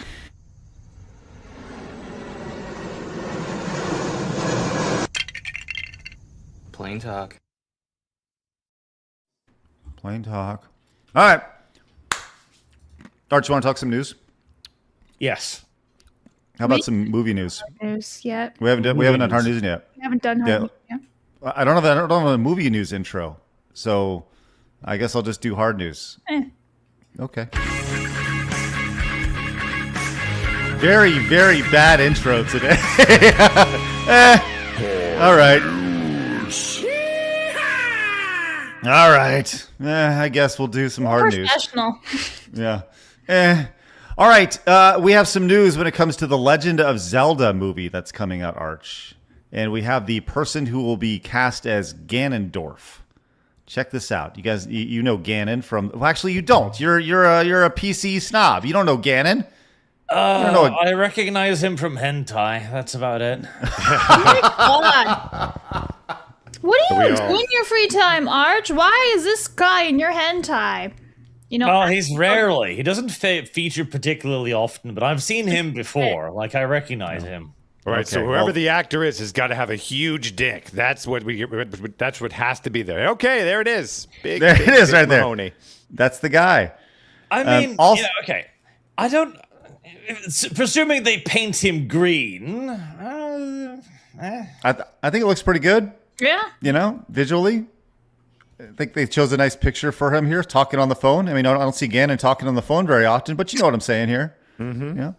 Pretty good. Also Zelda related. We saw this. He's green. That's true. Also saw this announced last week. We didn't get a chance to get to it, but Sam Neill is his last role was in the live action Legend of Zelda movie. That's pretty cool. You know, he died last week. So, as I go through these quick hits here, by all means, feel free to chime in at any time if anybody has anything. Arch, do you know what the Jetsons are? Yes, that was my least favorite cartoon as a kid. Meet George Jetson. Da, da, da, da, da, da, da, da, da, da, da, da. Lad, That have you ever should be seen the our intro Jetsons? music. I have seen some of it, but I've literally probably never even seen a whole episode before. Okay. Well, the Jetsons was something I watched all the time. This was yeah. the future, man. Yeah, this was great. Well, guess who's starring in the Jetsons? That's right, Jim Carrey. Oh, interesting. Yeah, I guess he's going to be George. Okay, like this has got to... Okay, right. This has got to be like a producer that got stuck in a fucking freezer or something, in a fridge, for the Right. last 30, 40 years, and just woke up and like, I'm going to make a Jetson movie with Jim Carrey. I'm with you on this. The Jetsons were old when I was a kid. Yeah, who's And this for? I don't know. It's the Jetsons reboot was not something that was on my radar, but apparently Jim Carrey was all about it. So yeah, but meet George Jetson. Speaking of old, we are now at a point. I don't care what anybody says. I love me some Grown Ups, Grown Ups 1 and 2, specifically Grown Ups 1. But now they are in the process of making Grown Ups 3, specifically for Netflix. It is But happening. how are they gonna make it where isn't like Adam Sandler that kid? His kid was Cameron, and that kid died in real life. Yeah. Remember? So how are they gonna do that with this? Is what I want to know. Is he off to college or something? Written out that way? Yeah, maybe he died. But I'll tell you, just based off of this picture here, I can tell exactly what's happened in this. So for those who have seen this movie or these movies before, I can tell that Chris Rock has now been separated from his wife right here. You can see that over here. And this guy's new to the cast. And looks like this is Rob Schneider's daughter, because I'm guessing Rob Schneider's wife from Grown Ups 2 died, because remember, she was super old. So sure she was Right? like 70 years old. Yeah, I'm gonna yeah, Google it. That's awful. So, look, I love me some Grown Ups. I don't care what love anybody the first says. one. The first one's Yeah, fantastic. Second one Second- was terrible. Yeah, second one they jumped the shark with the fight at the end and all that stuff. It was pretty stupid, but I did like them. Speaking of jumping the shark, Arch, I know you're really excited for this. A new Matrix movie is in the works. Let's go! Finally. We don't need, like, okay, this is going to be another Gladiator 2 kind of thing where nobody needs this. The Matrix story's at an end. You wrapped it up. You finished it. You ended the Matrix. The fucking Matrix is done. The only thing you could possibly do with this is either you go off on a completely different cast of characters and you do like a parallel adventure for some reason or a prequel, and it's like, I don't think anybody cares about a Matrix prequel, or it's The it's Matrix gonna be was of one those good things. movie. Yeah, Thank like, you. okay, Thank you. Yes. I will actually kind of argue that one good movie because it was like a, how do I put it? It arrived, it was something new, weird, ended in an open way that gave you hope, and then it's finished. And then they felt the urge to kind of like finish the story. And it wasn't a terrible end to the story, but it was an end. And so them going back now is just fucking ridiculous. Well, Arch, don't forget there was a Matrix 4. Yes. There was a Matrix 4 with Keanu and like shot on like an iPhone or some shit. It was I didn't see it, but I did not hear good things. Well, we got another sequel coming. Thank God. Michael 2. Here we go. Michael Jackson's 2. sequel. Okay. Yeah. The sequel to Michael Jackson, the first movie. Apparently, the first movie was really good. That's what I heard. Watched it. Like it was a damn solid movie. Like it was obvious that they were going for a sequel because it didn't really cover much. It covered the beginning of his life and up to like stardom when he breaks away from the Jacksons. And then it kind of ends. And it felt really weird how it ended. Like either they were like, okay, we don't know if this is going to earn anything, or this might be a ginormous mistake that will become incredibly controversial. So let's just like kind of like bank it on his good period and not touch any of the controversy. And in 2, they're either going to have to do a really fucking narrow, because a big part of the reason why it was so successful because it didn't need to touch on the controversy. It was just a celebration of Michael Jackson and some of his greatest hits, which people loved. The nice concert film. Yeah, exactly. And so now when they're getting into the future and they might need to touch upon that stuff, we'll see. Yeah, this seems like a mistake. I didn't see it. I don't, but I would leave this alone. People raved about it. There was that weird time where critics hated it, but the fans loved it. It was a feel-good concert movie, you name it. Let's end it there. Let's not now like the sequel is the downer. I mean, because we're now talking about all downhill. Did they touch upon his like hair? Yeah, they did, right? When he got burnt from the Pepsi ad. All right, so you got a little bit of that there, and then but now it's going to go all downhill. Even down to death as well, So maybe not best to do that sequel. Have we reached a point with Michael Jackson? And I know that Michael Jackson is, he has his lovers and he has his haters. And there's people who say he did this and they say he didn't do this, right? I have always loved Michael Jackson, his music, and he's a big part of my youth growing up. And obviously my youth was not a big part of his life growing up, but I've always enjoyed his music because there was a time period where Michael Jackson's music wasn't being played on radio. Like they totally removed it. They tried to cancel Michael Jackson, and now it's come back over the last several years. And they tried to cancel Michael Jackson after he was dead. Are we past that point with Michael Jackson where people are back to like, okay, Michael Jackson was amazing? Well, I think we could be there if they don't make this second movie and bring it back up again. You're riding high right now. I'd keep it there. Maybe sell some other music and stuff like that. Let's keep it there. Yeah, because the weird thing is, like, okay, you produce this movie, which is largely a feel-good concert movie. It gives the fans of Michael Jackson exactly what they want. Michael Jackson at his best. And people loved it because the fans loved it. But the critics' main concern, main complaint was constant like, oh, they don't bring up the drama. I want to see the drama. Because critics are clearly the anti-Michael Jackson crowd. They're not really fans of him. And so they kind of want to see the drama stuff. because they want a condemnation, is what they want. But obviously, the fans don't want that. And so the studio is now in an impossible position where, okay, either they condemn Michael Jackson and everybody hates it, nobody watches it, and they burn the studio to the ground in a fit of rage, or they don't condemn Michael Jackson and they'll be viewed as basically defending him. All the critics will attack them. They'll be accused of covering up pedophilia accusations and all kinds of shit. So this really feels like a lose-lose situation. What album do they end on in the movie, Arch? Well, roughly what time period? Shortly after Thriller, I think. Okay. Okay, you could touch on Bad a little bit, and then maybe end the movie right around. Do a little bit of the Bad album. I also feel like if they do that, they're going to be called cowards. Like if they just do another tiny slice, and then they go like, oh. Yeah, no, I'm with you. I say leave this alone. Time to move on. Yeah. Like, it was a good movie. It was a fine celebration of Michael Jackson. Fans got what they wanted. But I fear now greed is going to be like, oh, that earned a lot of money. Let's keep going. Well, speaking of iconic things, how about James Bond there, Arch? We saw this. This has been super viral, this discussion.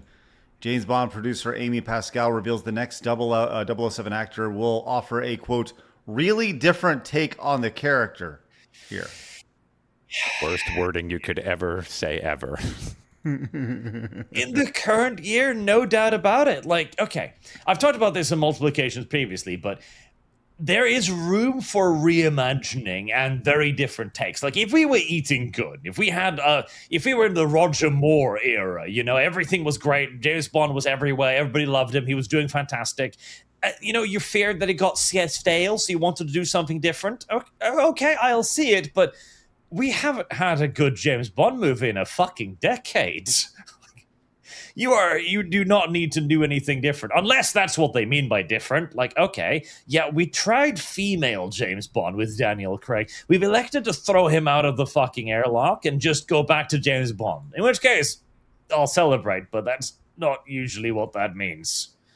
I will say, I'm sorry, Craig. No, I was just pointing out what Vera said. You know, make a new character if you hate the old ones, right? Yeah. Go ahead, Phoenix. I was going to say, I have no idea how much the game could tie into maybe their influence of where they're going to be going. If the game is suggesting where it could go, I will say, first off, I'm not a Bond guy, so please know that up front. But the good news I'd say is that I did not find that game woke at all. There was some of the male characters were definitely female and stuff, but no one was talking down to Bond. There was no femme bosses and any of that shit. He was sleeping around with hot women. So it seemed like if the game is anything, at least hopefully they're thinking in the right direction and not going to go something super duper, you know, woke or something like that. Well, we'll see about that.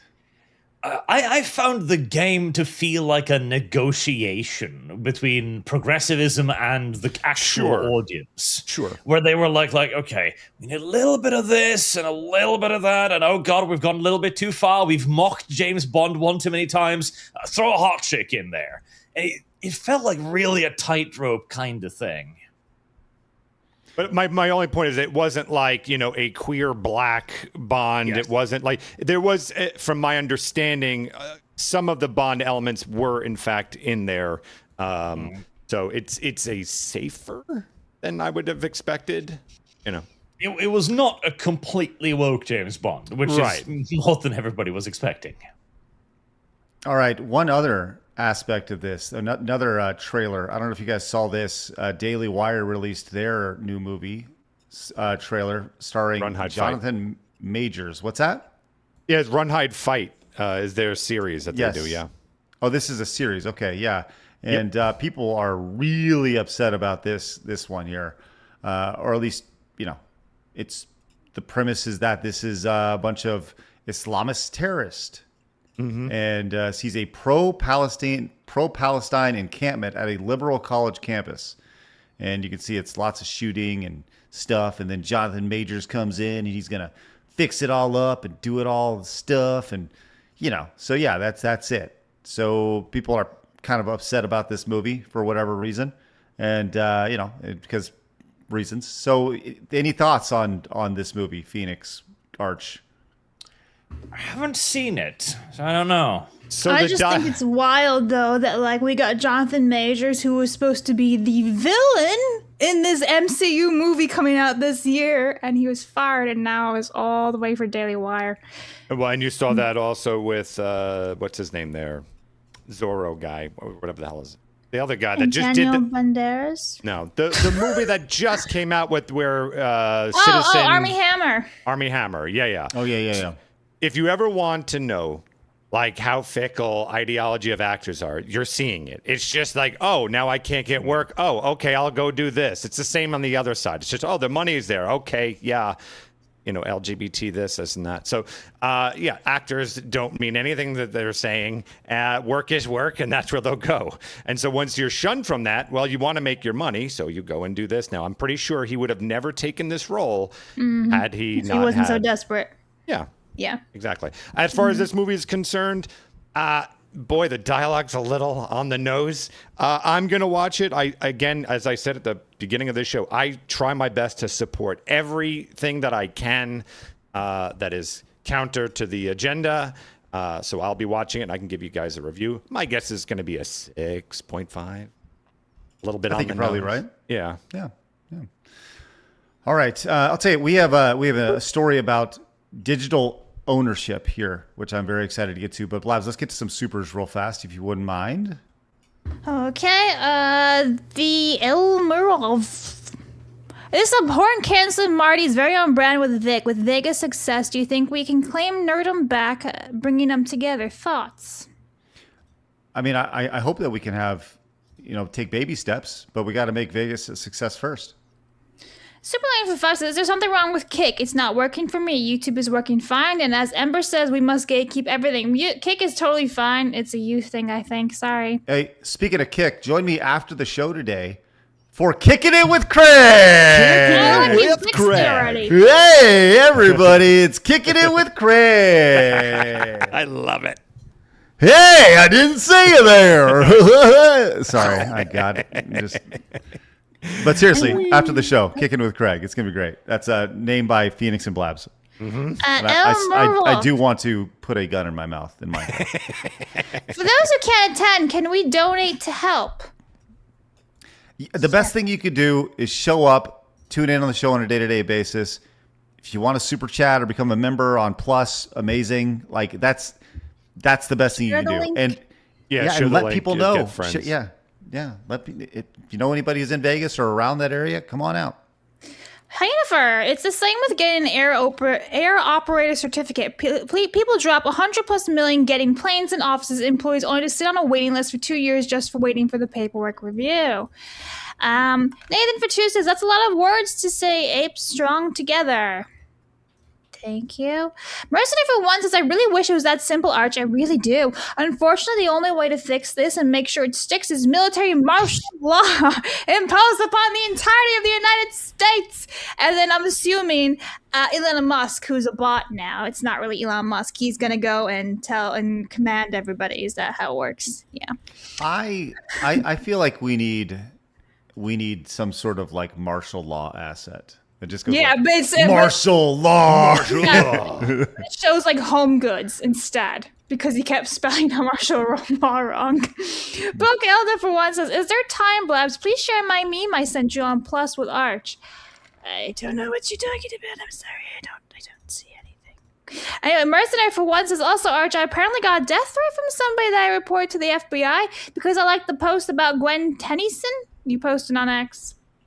Gwen Tennyson. Okay. Anyway, Jennifer says they don't want tolerance, they want acceptance. Tolerance is enduring a person or a situation that you dislike. Acceptance is agreeing and freely allowing behavior. Jammin'. Let's not forget that he was going to this event where apparently he has a different ideology from them. So he was willing to go there. Should tell you everything. They would never, ever go to anything of his. He was invited to it. Right? That's the thing. They reached out to him initially with the intention, but then somebody got wind of that and felt threatened by that. So the whole thing is just so asinine and silly. Fire away, Blabs. Israel says, oops, I meant kick-ass guy. Darn typo. Don't worry, we got it. Mercenary for One says, yeah, the staff at Comic-Con I think got me blacklisted because I complained about one of them calling my Christianity fake and doesn't work in front of a crowd of people, and everyone was like, oh. Anyway, Hyena First says, the family's lucky they aren't facing federal charges. My Transport Canada license is handy. And then we got a 50, so I'm going to find a different asset. Here, look, I'll just do... Yeah, don't do me. I was going to... There we go. There you go. All right, Powder says, this is the reason German fairy tales are so dark to stop this from happening. Oh, my. Grundle Bunley, thank you so much. 50. He's Yes. going to go read some Grimms. Our fan for Terry says, when my nephew was 2, he was living with me. We had to go shopping. He wouldn't get in his car seat. I gave him a look and said, now, sit now. He sat. Pure shitty parent syndrome. Yep. Iron Morgan for 5 says, come on, y'all. We all know that Jim Carrey is going to play Judy or Jane in the Jetsons live action remake. Mercenary for One says, sorry, guys, but no Matrix movie was ever good. Only the animated stuff. And the only good thing about the first Matrix movie was the ending with the fight and the Superman ending. Okay. Incorrect. Next, Colorado Fan for 2 says, I saw Michael on Blu-ray a couple weeks ago, and it was a really solid movie. Even my nephew liked it, but I noted a few minor flaws like fake CRT TVs, but I'm not sure about a sequel. Let's Nathan go one more, Blabs. says, the people making the sequel said they're going to cover it. However, the critics are still going to be mad because this is being headed by his nephew. And we're cut up. All right. I wanted to get to this quick thought. We talked about digital ownership all the time and how, obviously this is spearheaded in the last little bit. It's been going for a while, but Sony spearheaded the conversation in the video game space. But this was a very viral story earlier this week that we actually have a resolution to as of this morning. Arch, did you see that this man was refused a return after his digital copy of Lord of the Rings movies disappeared from his library? And he went in and he's like, hey, man, I bought these things a couple years ago in 2022 and I paid for them. So I don't get anything back when you just remove them from my library. Yeah, I saw it. I didn't see the resolution. No. Well, this is they purchased the movies in 2022, only 4 years later, and they no longer have access. Do you see what's going on here? 50,000 likes on this over here. Stop Killing Games says, and there it is. No longer just games, movies, software, your GPS, all of it. You will own nothing and be happy was never a statement. It was a prophecy right here. This is Stop Killing Games, by the way, saying this. This is if you said this 4 or 5 years ago and you're like, you can't believe what they say. They'd be like, you crazy conspiracy theorist. And guess what? Here we are, kids. Here we are. But Arch, yes, it has happened. Google has apologized to the man whose Lord of the Rings movies vanished from his library. They say he still owns the film, but his YouTube links are still asking him to pay. So they have given him $20. Google gave him $20 for it. So here's your peasant money. Yes. Sincerely, billionaire. Right. It is kind of like throwing a few shekels to the side, isn't It literally is.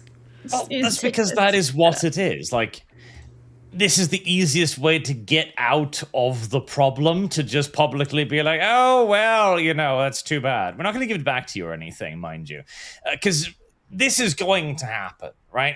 Anything digital you don't own, you rent it at the best of times. They can take it away from you at any point. Most of the time, you're not going to have any recourse whatsoever. You can't do anything about it because, again, you don't actually have any legal protection here. Like, if you try to go to the court and argue that they've stole this from you, they're just going to hold up a terms of service going like, well, terms and customers services apply and we lost the license or we don't have that or we don't have that product anymore or a billion other things. And this is going to continue again. Like, this is the problem with the digital age, and there's no real going back at this point. I don't think we can return to physical media. So I know what we actually do need is some sort of consumer right here, like that you can actually have a bill of purchase saying, I bought the license to this Lord of the Rings things. This will now be available to me forever as required by law. Well, that's not going to happen. That ain't going to happen. No. Well, I think this is the first of, well, we're going to see this quite a lot moving ahead, where people all of a sudden they go, oh, my games are gone. Uh-oh, my movies are gone. Uh-oh, my music's gone. Uh-oh, I don't own anything. But you know what? I am happy. So I will tell you this. Let's move over to video games for a second here as the number one video game entertainment podcast on God's green earth. Thank you, Phoenix. I am excited to let you know, Arch, that there's a hot new video game that I'm sure is going to just totally eviscerate the competition. Do you recall, Arch, not too long ago, March of 2025, Yasuke Simulator was released. I fucking love that game. There are Yasuke. giant crabs in there. Do you remember this? We actually played through this on Side Scrollers Plus. You ride a bike, which was great. It was a fun game.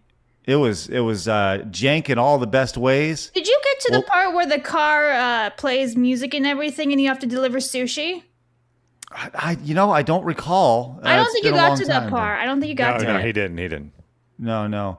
Well, I am beyond excited to let you know that the wonderful folks over at History Accurate Developers are releasing a brand new game around the Odyssey. Yes, Phoenix. let's go. Are you a man or a woman? I am Achilles. Yes!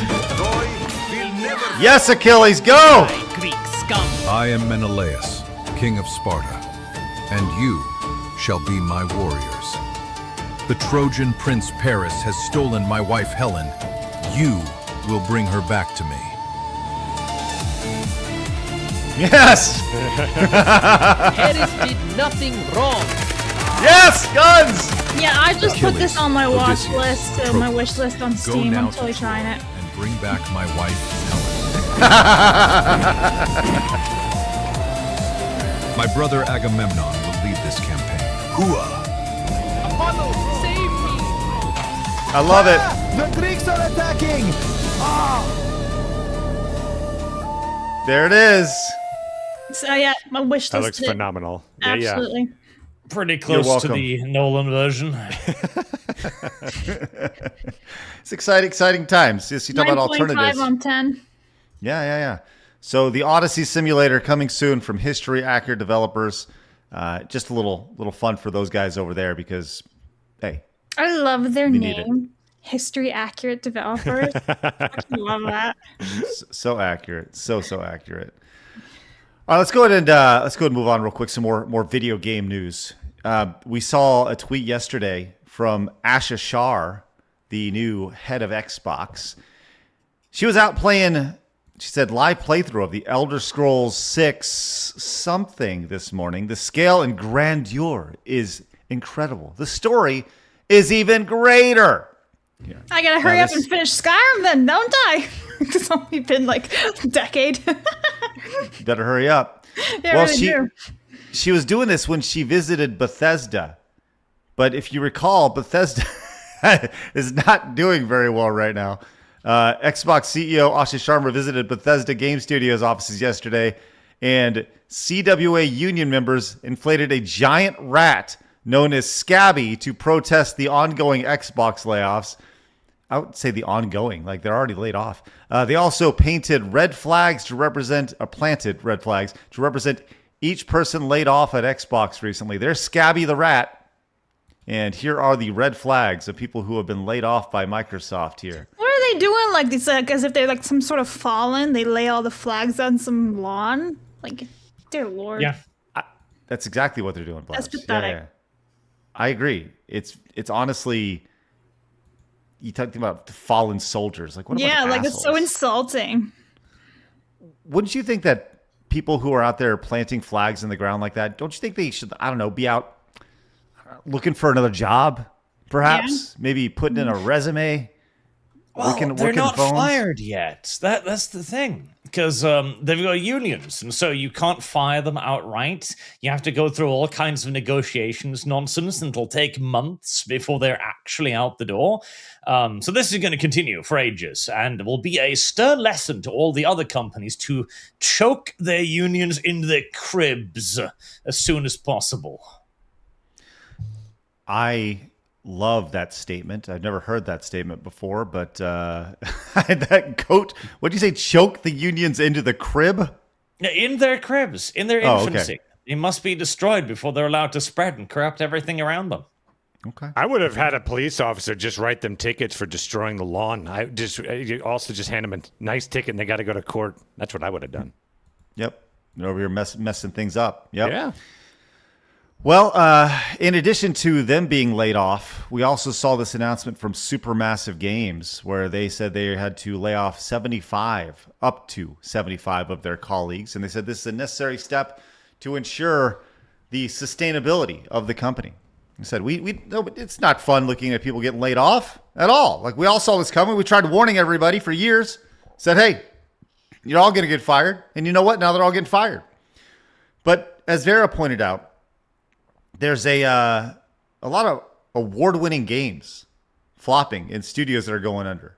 It's like between Supermassive and we saw Compulsion and, we saw Dragon Age of Veilguard winning Game of the Year at the quote-unquote gaming awards. And, we know Dragon Age of Veilguard has not gone very, very well. I saw this from Learning the Law. It says, here's some parts of the Supermassive Games lengthy interview about the immense importance of LGBTQIA characters in video games. They are all fired. Now, I cannot confirm they're all fired, but hey. Least important thing in any video game fucking ever. How dare you, Arch? How dare you? Unbelievable. So my favorite character is Ellie from The Last of Us 2. Clearly like her so much because I have her tattoo. But, I enjoy her because she's a great character, she's courageous, and she drives me to be really good at the game. I find that really cool thing about Ellie as well, that her partner is Dina, and she's a great bi character. So. Favorite LGBTQIA plus character? Okay, I just want you to pay attention to this guy in particular, okay? This guy's spectacular here. In gaming has got to be either Dorian or Ironbolt from the Dragon Age series. Growing up, there wasn't a lot of representation in games, so being able to actually have a character that I could primarily romance and be able to be a little bit more authentic in it instead of having to make the I wanted to be gay in my game. He wanted to. I want to be clear here. Look at the characters that he chose. This guy and this guy. He wanted to romance this giant bull or whatever it is over here. He's honest about his fetishes. He wants to be broken down and bred by the bull, I guess. I don't know. Oh my god! You know what I have to say to that? Laid off. That's what I have to say to that. That's where we're at. Phoenix, who's your favorite LGBTQIA plus character in video game history? I don't know. I have to think of a strapping lad. I don't know. I could totally go gay for Uncharted there. Yeah. Nathan Drake. Oh, yeah. That's good. Nathan Drake. I like that. That's good. Super gay. The gayest of all gay. Right That's what I'm going for. That's right. So yeah, more layoffs and more gay. We need more gay characters in video games because we have them all at conventions now apparently with Marty. So that's where we're at. All right. As we continue our stroll down video game space, did you guys see the announcement from Quake a few days ago? Arch, I'm intrigued as PC Master Race guy. Did you see what Quake dropped for their 30th anniversary? I did not know. What did they do? Created in celebration of Quake's 30th anniversary, a new free episode, Dawn of the Machine, is now available. Check this out. Wha-bam.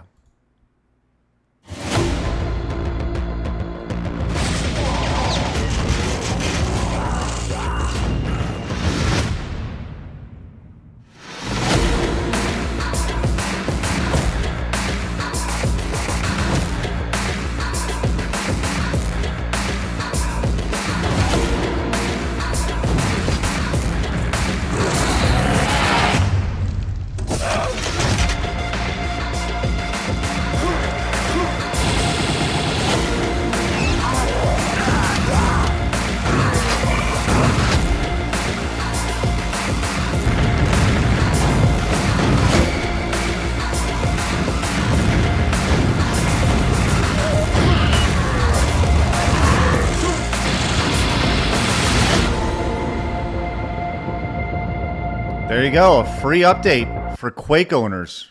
If you've owned Quake for 30 years, free update for you. Isn't that nice, huh? Is that for yeah. everything, like including the console owners, or just PC? You know? Well, I wish I could tell you that, but Okay. I have this here, a 30th anniversary update. I literally just bought those games last night, so I am interested. Oh, that's wonderful. Well, there you go. Yeah. I love the idea of going back to kind of the old school. There you go, Phoenix, free for Quake owners. If you own All right. Quake, Well, I'm a Quake owner. there you go. Free I like update. Baker's oatmeal. That's a good point. Thank you, Blabs. That's really important that you added that. Xbox Series X and S, Xbox One, Microsoft PC Store, Game Pass, PC Game Pass, Steam, PlayStation 5. So pretty much everywhere. So yes, 19 all-new maps across a cohesive campaign, along with a brand new soundtrack, hidden secrets, and dedicated episode hub, and an all-new deathmatch map in Quake of all things. That's pretty interesting. Arch, what are your thoughts on Quake getting a giant update? Well, I'm presuming they're doing this for, being able to show people that they still do give a crap about Quake and about what they're doing. And I do think that is a good thing. I think that's a good thing for them to do. It's obviously going to be mostly around trying to regain a little bit of the lost faith that they've gotten rid of over the last few years. And it's not a bad idea. Not a bad idea. Why not? Why not? I hope they can continue on with it. I appreciate that they had 19 levels and they decided to stop right before 20. They're like, not 20 is too many. 19 it is. So, there you go. Quake 30th anniversary, you get 19 new free levels. So, congratulations, Phoenix. You didn't know it, but it helped move the needle a little bit there. Sweet. You're welcome. Right, there you go. That's good. Let's continue, if we shall. I would like. Listen, we're kicking around this idea of having a segment called the happy ending on the show, but I wanted to show you this. This is just a big old W for this, and this is all about. And listen, Arch, I know that you're PC Master Race, but you have to appreciate the idea of kids getting their hands on older games. Check out this kid going in to buy an N64. What's going on, man? Not much. I would like a Nintendo 64. So I got this one. It's reshelled and it's going to be 150, and then I got this one at 75. I would like the $75. Alrighty, let me get these for you. And then the free $10 game, which will be your Hey You Pikachu. Your dad told me it was your birthday? Yes. How old did you turn? I just turned 12. 12. Okay, cool, man.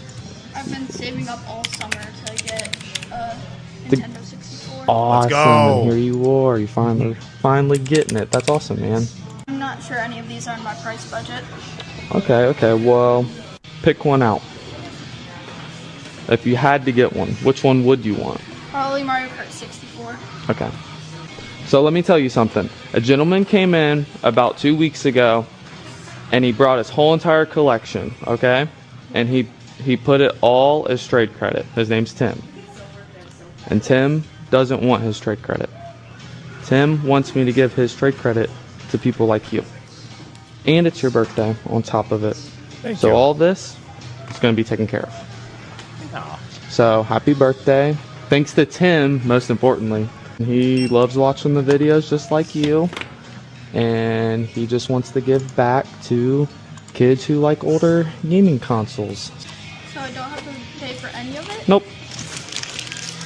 Let's go, Here's the Tim! receipt. You do have a 30-day That's warranty if you sweet. do have any issues with this, though. So keep that in mind. So there's that receipt. Did I just give you $10? Nope. And I hope you enjoy your 64. You can use it towards something else. Thank you. For sure.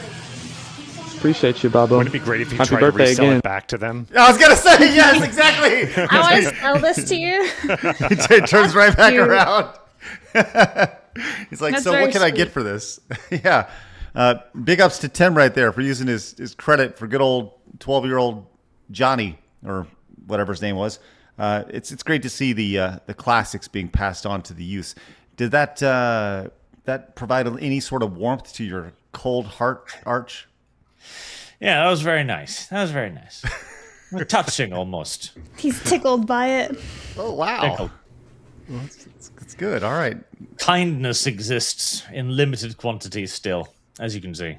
Yes. All right. That was not the response. I was getting ready to press the button, Craig, but that was not the response I was waiting to hear. So No. Okay. All right. Well, I'll tell you what. We are coming up on it, but I want to remind everybody today on Wednesday. This is not going to be a daily thing, but we're just starting on Wednesdays now. It's Kicking It with Craig. God, I hate that name. I hate that. Immediately after the show, we're going to be over on Kick. Just me. But before we do, friends, I need to let you know that today's episode has been brought to you by our friends, once again, over at Rumble Wallet. That's right. Let's stink and go. You've heard us talk about Rumble Wallet extensively, and you know what? You're going to now because they have sponsored this episode of Side Scrollers. Here's the thing. On your screen right now, there is a QR code. I encourage you to get out your phone, scan that, and download the Rumble Wallet app. Now, you don't know a whole lot about Rumble Wallet. That's great. Let me just tell you this. This is what you need to know. It is step one of it being an alternative to like payment processors. Right now, you can do some amazing things. You want to support creators? Guess what? That's the first step of all this. Right now, if you want to support Side Scrollers or any other creator using Rumble Wallet, you give $1, we get $1. You give $1 over on YouTube, we get 70 cents. You sub over on Twitch, we get half of that. Not with Rumble Wallet, 100% comes to us. It's the best way to support independent creators like us over here on Rumble, which is great, and all independent creators. Once again, this is step one. Later on down the line, this is meant to be a payment processor solution where you're going on buying something. You can just scan your Rumble Wallet app. It's awesome. Listen, big things planned. Become an early adopter of it. Scan the QR code on your screen like we talked about, or go to wallet.rumble.com and check it out for yourself.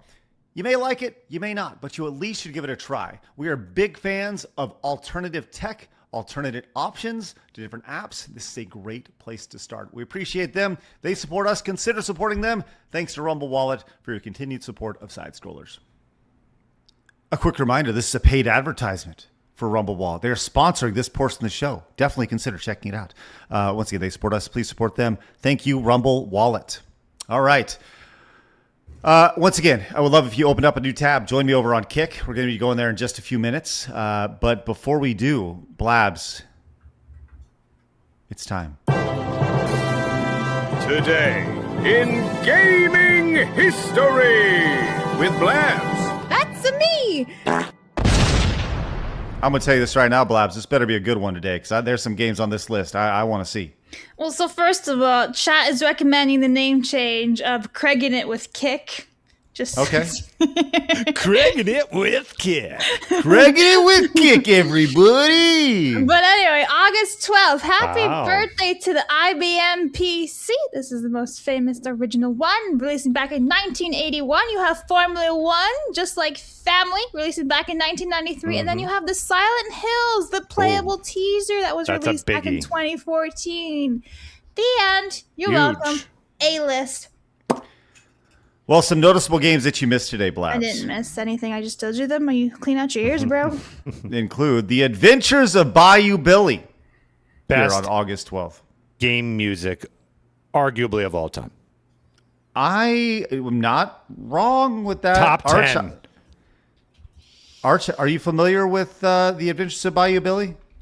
I am, in a strange way, because that was the first review video I ever saw from Spoonie, the old creator who went batshit insane over the years. One of my favorites throughout all of YouTube history. Spoonie did go crazy, didn't he? He did go rather nutty putty. Yes, full on. Yeah, well, I'll tell you what's also nutty fuddy.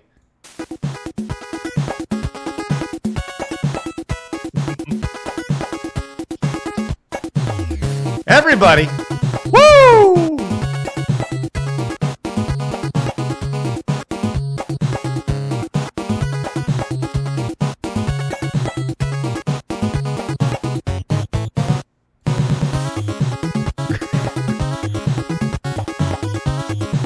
That's excellent music. Yes, it's so good. Maybe that's what I'll do when I'm live for Craiging It with Kick. You just Kicking It with Craig. Craiging It with Kick. You're just playing some Bayou Billy music. People have been saying, "Hey man, you got to bring back the music streams." Maybe that's what we'll do can here. do it on Kick. I'll be doing that here in just a few minutes on Craiging It with Kick. There we go. Craiging It with Kick coming up immediately after the show. Oh my God. Some other games that you missed today, Blabs, include... I didn't miss shit. Hello. Wild Guns for the Super Nintendo. That's a pretty for big Wild Buns. Oh, no. The NFL Blitz 2003. It was a Blitz. No one remembers. It's fine. Blabs, everybody loved NFL Blitz. Trials HD, that's a big one. That is a biggie. No. That's a big one. Okay, I guess not. Never mind. We mentioned the Silent Hills. Mhm. We also have, Pro Jank Footy releasing today, Blabs. That's exciting. Yeah. So now you know. Yeah. So there's today in video game history. You're welcome. Arch, have you met my alter ego Flabs yet? I don't think so. What do you think? Is that an entire liquid donut you're devouring? It's just a giant tub of Dunkin' Donuts coffee. Well, that's better than what I thought initially, so... Hey, Tenarian came in with 5, says, Hannah and Rain from Fear Effect 2 on the PlayStation 1 are the actual best LGBT couple. They are hot as well, and no one would have an issue with them. If only devs 25 years later could be as progressive. Tenarian, thank you very much. Appreciate that. All right, we have some supers we need to get to here. A quick reminder, coming up in just a couple of minutes, the first edition of Craiging It with Kick, or Kicking It with Craig. No, hold on. Craiging It with Kick. Sorry, I forgot. Assets all over the place. Craiging It with Kick. Immediately after the show ends, open up a new tab. Join me over at kick.com/side-scrollers. Folks lining up by the ones over there right now. It's gonna be great. Blast, fire away. There are people watching over on Kick, so that's pretty cool. Love that. Iron for 5 says, imagine if Joseph Fiennes, who is allegedly not black, played Michael Jackson again in the new biopic. I'd love to see Pearl clutching in that one. Nathan for 5 says, this is the Amy Pascal that brought about all the movies that were about slavery to bring up before having a meeting with Barack Obama. What? Anyway. Commodore Fan says, the Michael movie ended on the 87 album Bad with Bad as the closing track. Okay. Frosty says, new Bond will say he wants his martini stirred, not shaken like some kind of barbarian. We got some clutch... Thanks. I never know how to address the jewels. Kalev says, unrelated. Remind me, Arch, what was the one Germany book with the kid and woman as nightly entertainers? I want to send the info to a friend. I just love that we have a show where Blab says she doesn't know how to address the jewels. I didn't think of that. Clip it. Put it on the internet. It's really not that hard. Just grab them by the balls. Anyway, you want to answer that, Arch? I'm trying to recall the book because I know its name and I've referenced it on multiple occasions, but it keeps falling out of my head. But it's available for free, actually, on Archive, the website of Weimar, Germany. God, I keep flushing the knowledge of that out of my brain as often as I conceivably can. I'll need to look it up in my fucking my bookmark thingies. Toa for 2 says, martial law before Sharia law. Thank you very much. What the actual fuck? As soon as I turn into side scrolls, Craig yells in my earbuds, why? Ow, dude. I'm sorry, Gold Soul. It's all his fault, isn't it? I blame most problems on Craig. Commodore Fan 2 says, at least GOG allows you to make a DRM-free offline backup of the games you brought from them, but that does little if they're online components of the game and servers for it to go offline. There's the one. Voluptuous Panic. That was the name. Voluptuous Panic. Not for the faint-hearted. I Not Call for 10 says, Odyssey Waifu Simulator, take my money, 10 for Xenosaga. Already bored of these people. Moving on, seriously, the most uninteresting people I've ever seen, says Gold Soul Ninja. Who's he referring to? Oh, what? So unfortunate. Just to clarify, I meant the people in the video. Side scrolls, you cool to keep going. Oh, thanks. Appreciate that. Corona Soul says, if you're still looking for new guests, may I suggest Yukiwaru? I think that's how you say her name. She's been recently canceled. I did see that link and I put it in my spreadsheet, so I do have the info. Thank you. Commodore Fan for 2 says, as a 90s PC kid, I loved Quake on my 3D FX Voodoo Banshee, so this is right up my alley. Zoosh as fuck for once says, can verify Quake updates for Switch owners. And I believe we are absolutely caught up. Yeah, we are. I did it. All right. Well, I'll tell you this. I'm looking forward to this maiden voyage of doing the solo stream and continuing. I got some things to talk about over there. We're going to be digging into a little bit of the quartering. So join me over there, as well as some other fun things we got. So Dragging it with Kick. That's right. With the hot new segment sweeping across the nation, Craiging It with Kick, starting immediately after. With Kick. Thank you, Phoenix. So do us a favor, open up a new tab. Join me right there, kick.com/sidescrollers. Right now is going to be a big one. All right, guys, we'll be back tomorrow as an entire team at 11 a.m. Central Time, joined by... We got the duo, Celestium and Maria Grace. Oh, look at Celeste. That's wonderful. That's going to be a great God-fearing show tomorrow. It's going to be wonderful. All right, guys, do us a favor. Hit the thumbs up button on your way out. Join me over on Kick right now. It's going to be good times. And, yeah, we'll see you guys tomorrow. Go find Arch's information down below in the description. I'm sure you have some phenomenal videos. Arch, you got a video coming up that you want to talk about? We do. I've got a big one coming out, hopefully the next couple of days, on the return to sexy female characters and how everything that has gone against it has failed. Ooh. Okay. All right. Sounds good. Well, we'll look forward to that. Find that over on his channel. Obviously, link is down in the description. With that said, time to get out of here. I'll see you guys over on Kick right now. But we'll see you tomorrow. But until then, remember, people are going to try to keep you down. Don't let them. You guys got a goal. Go get it. You guys watch it over on Kick. The show is going to stop, and then it's going to start back up pretty much immediately because I got to kill the stream and start it back up. So have a great rest of your day. See you later. Bye-bye. Fatality. The COVID jab was safe and effective.